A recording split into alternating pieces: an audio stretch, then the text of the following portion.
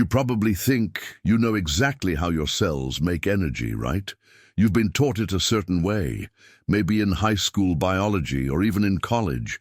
You picture glucose coming in, oxygen being used, and out pops ATP, the energy currency of life. It's a clean, straightforward process. You might even feel pretty confident about it, like it's one of those fundamental truths you've got locked down. But here's the thing, that common understanding, that picture you have in your head, while not entirely wrong, is actually missing some crucial pieces. It's like looking at a magnificent painting, but only seeing a small corner of it. You get the idea, yes, but you completely miss the depth, the brushstrokes, the incredible detail that makes the whole thing breathtaking. Most explanations you've encountered, even the good ones, often gloss over the truly remarkable aspects, leaving you with a simplified, almost cartoonish version of what's actually happening inside every single one of your cells, every second of every day. The truth, however, is far more elegant and often overlooked. It's not just about burning fuel. It's an intricate dance of molecules, a cascade of precisely timed reactions, all orchestrated to extract every last bit of usable energy from the food you eat.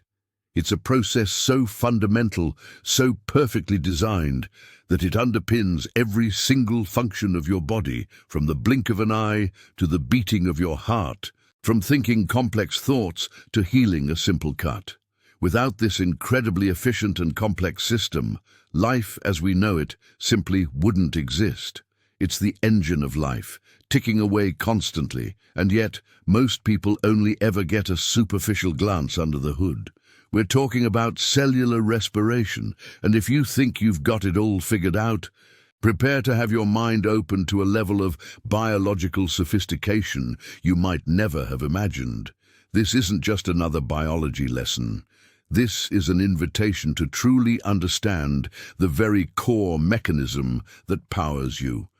It's a masterclass designed to fill in those gaps, to connect the dots, and to reveal the hidden beauty of this essential biological process. You're about to discover why the traditional explanations are incomplete and perhaps even misleading, and why truly grasping cellular respiration is key to understanding life itself. Before we delve deeper, hit that subscribe button and let us know where you're watching from in the comments below. So let's rewind a bit, back to the basics you probably learned. Think of cellular respiration like taking a car apart to get the energy out of the gasoline. It's not just one big explosion, it's a series of controlled steps. First, you've got glycolysis. This is like cracking open the fuel tank. Glucose, our main fuel molecule, a 6-carbon sugar, gets broken down into 2 smaller 3-carbon molecules called pyruvate. This happens right in the cell's cytoplasm, outside the mitochondria. It's a pretty quick process, and it doesn't need oxygen. That's a key detail to remember. You get a little bit of ATP out of this step, a couple of molecules, and some electron carriers, NADH, which are like little energy taxis waiting to deliver their passengers later. Then, if oxygen is around, those pyruvate molecules move into the mitochondria, which are often called the powerhouses of the cell. Here, things get a bit more complex.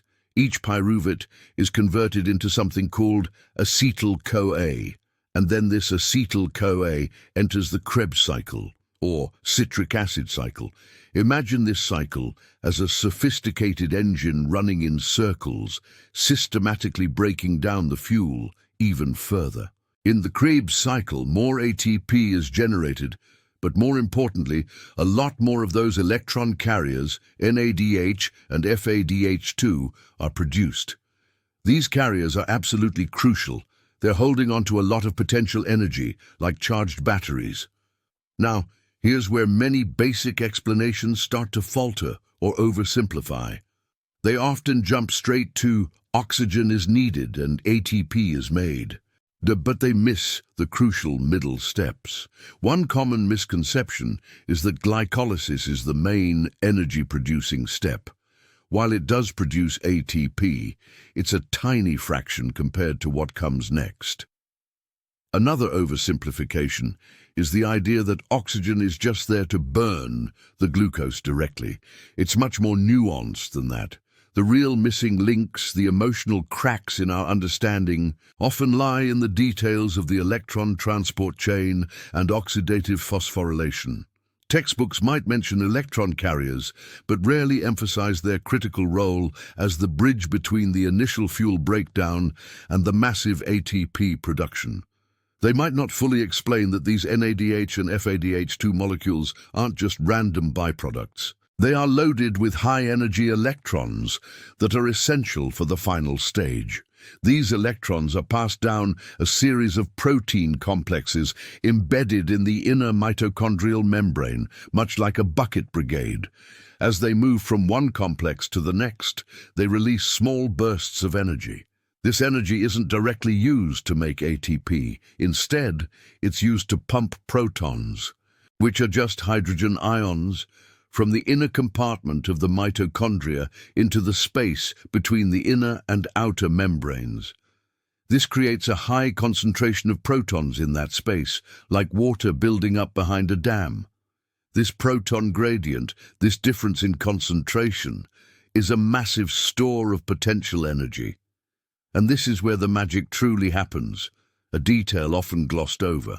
ATP synthase. This is a molecular machine, an enzyme, embedded in that same membrane. It's like a tiny turbine. As protons flow back down their concentration gradient through ATP synthase, their movement powers the rotation of this enzyme, and that mechanical energy is used to synthesize large amounts of ATP from ADP and inorganic phosphate. This entire process, driven by the electron transport chain and the proton gradient, is called oxidative phosphorylation, and it's where the vast majority of our cellular energy is generated. Without a clear understanding of this intricate dance, the elegance and efficiency of cellular respiration remain hidden, leaving a fragmented picture of how life truly powers itself. Now, let's bring it all together and finally reveal the complete interconnected view of cellular respiration. We started with glycolysis, the initial breakdown of glucose in the cytoplasm, giving us a small amount of ATP and those crucial electron carriers, NADH.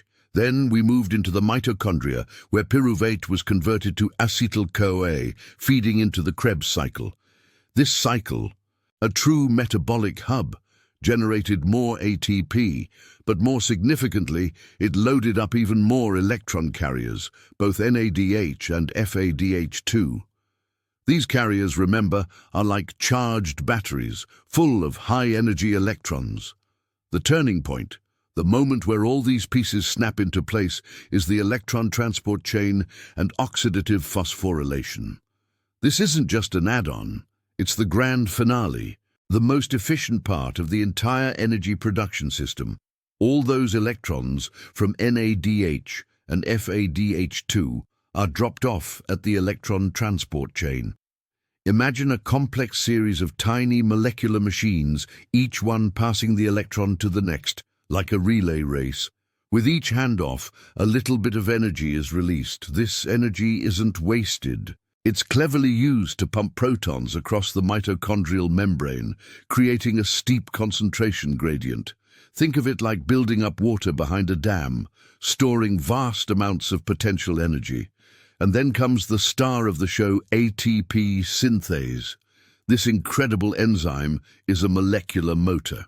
As the protons, driven by their desire to move from a high concentration to a low one, rush back across the membrane through ATP synthase, they literally spin a rotor within the enzyme. This mechanical rotation is directly coupled to the synthesis of ATP from ADP and inorganic phosphate. It's an elegant, almost unbelievable mechanism that converts the energy from electrons to a proton gradient, to mechanical energy, and finally to chemical energy in the form of ATP. This integrated pathway is not just a collection of steps. It's a beautifully choreographed dance of molecules, each playing its part to extract maximum energy from our food. the previously held incomplete understandings, the idea that glycolysis makes all the ATP or that oxygen just burns glucose, are completely dismantled when you see this full picture. It's like looking at a single puzzle piece and thinking you understand the whole image. The true beauty lies in how every step, from the simplest glucose breakdown to the complex proton pumping and ATP synthesis, is interconnected and interdependent. The antagonist of misunderstanding, those fragmented bits of knowledge, is completely overcome by this comprehensive explanation that integrates every single component. We win by finally seeing the whole intricate system, not just its isolated parts. The implications of this complete understanding are profound. Cellular respiration isn't just some abstract biochemical process we learn in a textbook. It's the fundamental engine that powers every single cell in your body, from the neurons firing in your brain to the muscles contracting as you move, to the very beating of your heart. It's why you can think, breathe, and live.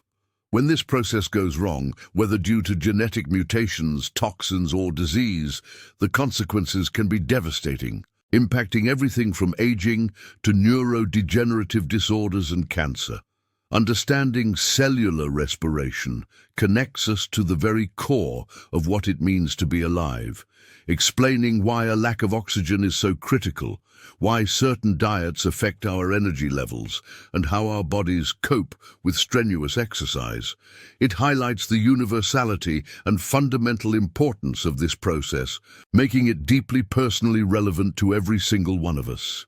Understanding cellular respiration isn't just about memorizing steps, it's about witnessing the very pulse of life itself.